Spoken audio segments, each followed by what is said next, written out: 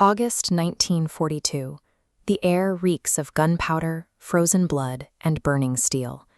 The city is a shattered industrial landscape choked with smoke. At its gates stands Germany's Sixth Army, 300,000 men, supported by hundreds of tanks and endless artillery. Their calculation is simple: reduce the city to rubble within 2 weeks. But hiding among the ruins are 100 modern United States Marines. They carry weapons from the 2020s, equipped with thermal optics that reveal the glowing heat signatures of crawling figures through the dust and shadows. When the first German night assault begins, 150 infantrymen advance under the assumed cover of darkness. 4 Marine teams open fire. In 4 minutes, it is over. 150 attackers collapse. 0 Marines are lost. An army in 1942 assumes darkness blinds everyone equally. By seeing clearly through the night, the Marines turn a defensive siege into a one-sided slaughter. Yet there is a lethal constraint built into their arrival. No air support is coming, no evacuation is possible. Each Marine carries roughly 600 rounds of ammunition, and that's all they will ever have. This chart shows the friction in their situation. On one side, a finite maximum of 60,000 bullets. On the other, a crushing mass of 300,000 men. The intensity of the fighting is consuming ammunition far faster than expected. Every successful engagement, every repelled attack, burns rapidly through the one resource they cannot replace. Facing these numbers, standard fire and maneuver is a suicide pact.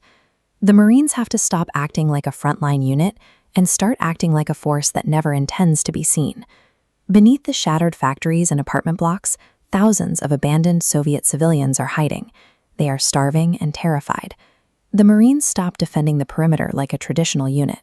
They move into the basements, share captured German rations, and offer the civilians a choice: learn to fight or wait to die. They don't teach military doctrine.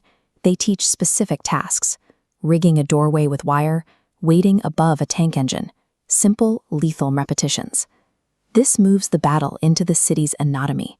The Germans stop dying in the open and start dying in the dark, predictable bottlenecks of hallways as stairwells.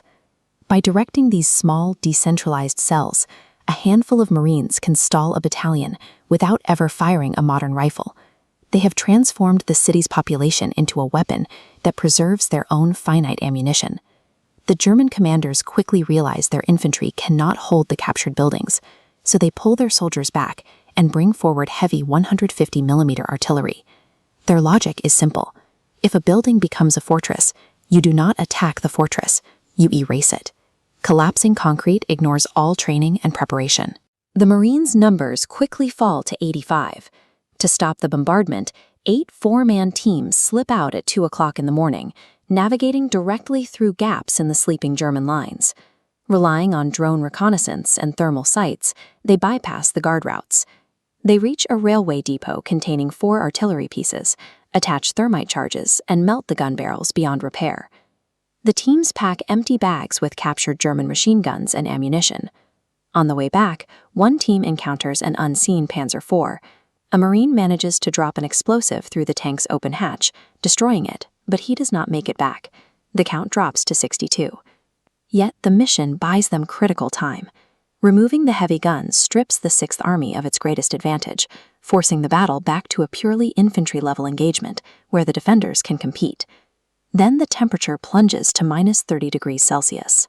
The Russian winter freezes the terrain, paralyzing both sides' ability to move freely. This extreme cold triggers a systemic collapse of the Marines' 2020s technology. Advanced batteries die rapidly. Thermal and night vision optics power down and become useless. At the same time, the final rounds of their original supply are spent. The highly accurate modern rifles they arrived with are slung over their shoulders, completely silent. They discard their initial doctrine of mechanical precision. They pick up the captured German MG-42 machine guns and adopt a different philosophy: brutal, overwhelming volume of fire. Survival means letting go of the future.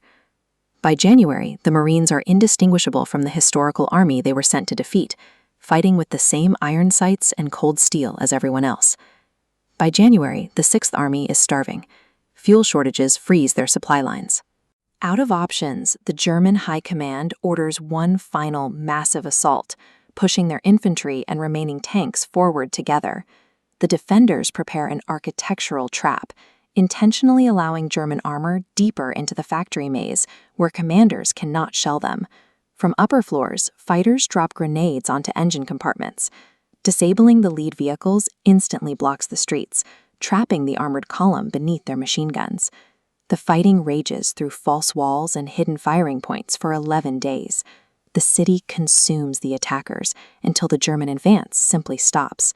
Their tanks sit empty, their infantry stops moving, and the assault completely loses momentum in the slaughterhouse. On January 9th, the guns fall quiet. The final tally settles at 41. 41 surviving Marines standing in the ruins, wrapped in dead soldiers' coats and holding 1942 weapons in their hands. Victory required a total loss of their modern identity. The 41 men who walked out of the ruins were no longer the Marines who arrived. They had been rebuilt by the battlefield into the exact force needed to break an empire.